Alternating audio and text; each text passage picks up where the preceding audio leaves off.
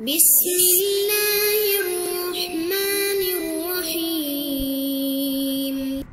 الحمد لله رب العالمين والصلاة والسلام على سيد الأنبياء والمرسلين أما بعد فأستعيذ بالله من الشيطان الرجيم بسم الله الرحمن الرحيم السلام علیکم ورحمۃ اللہ وبرکاتہ۔ عزیز طلبہ کرام، امید کرتا ہوں احباب خیر سے ہوں گے۔ انشاءاللہ آج ہم مشکات المصابیح کے درس نمبر 182 میں باب الجلوس والنوم والمشی فصل اول سے حدیث نمبر 4707 سے لے کر 4711 تک پڑھنے کی سعادت حاصل کریں گے۔ آج کے درس میں ان احادیث مقدسہ کا ترجمہ ہوگا اور ساتھ ساتھ ان احادیث مبارکہ کی توضیح و تشریح کرنے کی سعادت حاصل کریں گے۔ تو آئیے طلبہ کرام بلا تاخیر بڑھتے ہیں اپنے آج کے درس کی طرف۔ بسم اللہ الرحمن الرحیم۔ باب الجلوس والنوم والمشی، بیٹھنے، لیٹنے اور چلنے کا بیان ہے۔ اسلام چونکہ کامل اور مکمل بلکہ اکمل ضابطۂ حیات ہے، اس لیے یہ انسانی زندگی کے ہر شعبہ کی کفالت کرتا ہے۔ اسی سلسلہ میں اسلام اپنے ماننے والوں کو سونے، جاگنے، چلنے پھرنے اور اٹھنے بیٹھنے کا سلیقہ سکھاتا ہے۔ اگر کوئی شخص معاشرتی زندگی میں پیش آنے والی ان چیزوں میں شریعت سے رہنمائی حاصل نہیں کرے گا تو لا محالہ پھر دیگر اقوام کی تقلید کرنے میں گم ہو کر گمراہ ہو جائے گا۔ آئیے طلبہ کرام فصل اول کی پہلی حدیث کی طرف بڑھتے ہیں۔ حضرت ابن عمر رضی اللہ تعالی عنہ راوی ہیں، عن ابن عمر قال رأيت رسول اللہ صلی اللہ علیہ وسلم بفناء الكعبة محتبيا بيديه، رواہ البخاری۔ حضرت ابن عمر رضی اللہ تعالی عنہ راوی ہیں، کہتے ہیں کہ میں نے رسول کریم کو خانہ کعبہ کے صحن میں اپنے ہاتھوں کے ذریعے گوٹ مار کر بیٹھے ہوئے دیکھا۔ یہ بخاری شریف کی روایت ہے۔ گویا اس حدیث مقدسہ میں اس بات کی طرف اشارہ ہے کہ حالت احتبا یعنی گوٹ مار کر بیٹھنا جائز ہے۔ محتبیاً یہ گوٹ مار کر بیٹھنے کو کہتے ہیں۔ یہ ایک خاص طریقے پر بیٹھنے کا نام ہے۔ وہ طریقہ اس طرح ہے کہ آدمی کا مقعد زمین پر ہو اور گھٹنے کھڑے کر کے منہ کے قریب ہوں اور دونوں ہاتھوں کو یا کسی پٹی کو یا چادر کو گھٹنوں سے لپیٹ کر بیٹھ جانے کو احتبا کہتے ہیں۔ حدیث میں صرف دو ہاتھوں کے ساتھ احتبا کا ذکر ہے، لیکن احتبا کی صورت عام ہے، خواہ وہ ہاتھ کے ساتھ ہو یا کپڑے سے ہو۔ احتبا کے طرز پر بیٹھنے میں عاجزی اور تواضع ہے، اس لیے اس طرز پر بیٹھنا مستحب ہے۔ گوٹ مارنے کی صورت میں اگر کسی کے پاس شلوار اور پاجامہ ہو تو اس صورت میں سطر نہیں کھلتا، لیکن اگر شلوار یا پاجامہ نہ ہو بلکہ احرام کی دو چادریں ہوں تو اس میں گوٹ مار کر کوئی آدمی بیٹھتا ہے تو اس میں سطر کھل جائے گا، لہٰذا اس حالت میں اس طرز پر بیٹھنا منع ہے۔ تہ بند کا بھی احرام کی چادروں والا ہی حکم ہے۔ اگلی حدیث مقدسہ کی طرف بڑھتے ہیں۔ حضرت عباد بن تمیم رضی اللہ تعالی عنہ راوی ہیں، وعن عباد بن تمیم عن عمه قال رأيت رسول اللہ صلی اللہ علیہ وسلم فی المسجد مستلقیا وادعا احدى قدمیہ علی الاخرى، متفق علیہ۔ حضرت عباد ابن تمیم اپنے چچا سے روایت کرتے ہیں، انہوں نے کہا کہ میں نے رسول کریم کو مسجد میں اس طرح چت لیٹے ہوئے دیکھا کہ آپ نے ایک قدم دوسرے قدم پر رکھا ہوا تھا۔ یہ بخاری و مسلم کی روایت ہے۔ گویا اس حدیث مقدسہ سے یہ بات ثابت ہوتی ہے کہ مسجد میں آرام کرنا تاجدار انبیاء سے ثابت ہے۔ واضعاً یعنی آپ مسجد میں آرام کی غرض سے لیٹ گئے اور ایک قدم دوسرے قدم پر رکھ دیا۔ ساتھ والی روایت میں قدم پر قدم رکھ کر چت لیٹنے کو ممنوع قرار دیا گیا ہے، حالانکہ یہاں اسی صورت کی اجازت دی گئی ہے۔ تو دونوں روایات میں تعارض ہے۔ اس کا جواب یہ ہے کہ صرف پاؤں کو دوسرے پاؤں پر رکھنا منع نہیں ہے، کیونکہ اس میں سطر کھلنے کا خطرہ نہیں ہے۔ ہاں اگر ایک ٹانگ دوسری ٹانگ پر رکھ لی جائے جس سے سطر کھل جاتا ہے وہ منع ہے۔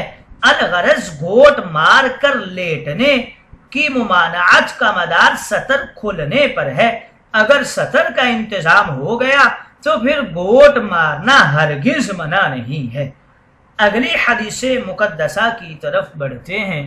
حضرت جابر رضی اللہ تعالی عنہ راوی ہیں، وعن جابر قال نہى رسول اللہ صلی اللہ علیہ وسلم ان يرفع الرجل احدى رجليه على الاخرى وهو مستلقٍ على ظهره، رواہ مسلم۔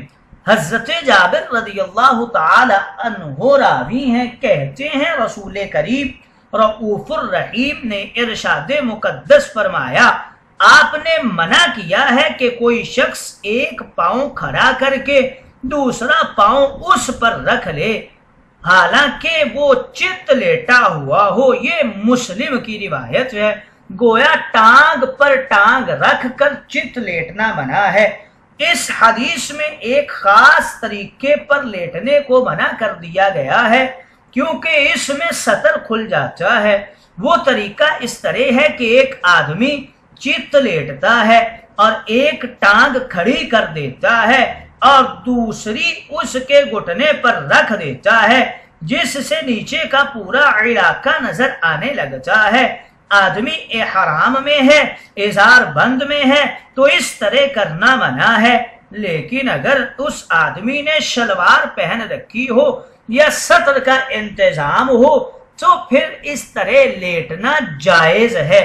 بہرحال اس حدیث میں ممانعت کی ایک خاص صورت ہے، لہذا اس کا سابق حدیث سے کوئی تعارض نہیں ہے۔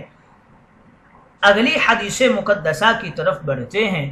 حضرت جابر رضی اللہ تعالی عنہ ہی راوی ہیں، وعنہ ان النبی صلی اللہ علیہ وسلم قال لا يستلقين احدكم ثم يدع احدى رجليه على الاخرى، رواہ مسلم۔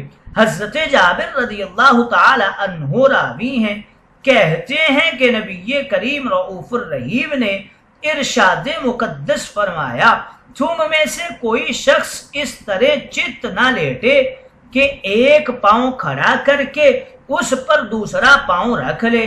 یہ مسلم کی روایت ہے۔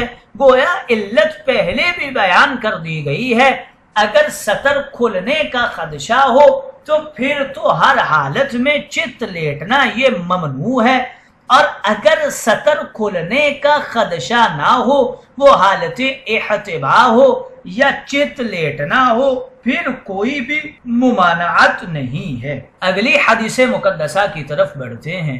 حضرت ابو ہریرہ رضی اللہ تعالی عنہ راوی ہیں، وعن ابی ہریرہ قال قال رسول اللہ صلی اللہ علیہ وسلم بینما رجل یتبختر فی بردین وقد اعجبته نفسه خسف به الارض فهو يتجلجل فيها الى يوم القیامہ، متفق علیہ۔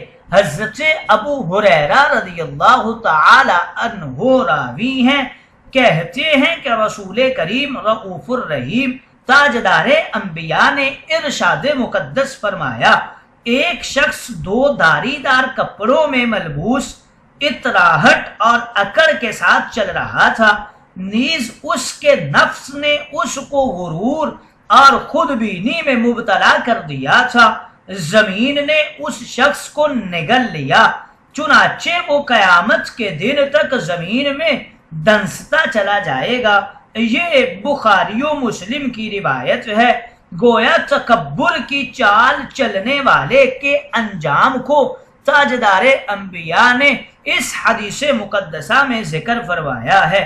بعض علماء نے اس شخص کو قارون قرار دیا ہے، لیکن علامہ نووی اور دیگر شارحین حدیث کہتے ہیں کہ یہ قارون کے علاوہ کوئی اور متکبر شخص تھا جس سے اللہ تعالی ناراض ہو گیا تھا۔ اسلام سے پہلے کسی دور کے کسی آدمی کا یہ قصہ ہے۔